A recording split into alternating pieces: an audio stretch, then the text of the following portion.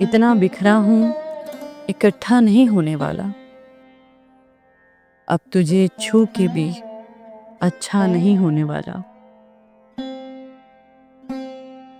जिंदगी खोल दे जंजीर मेरे पाँव की, मुझसे अब और तमाशा नहीं होने वाला।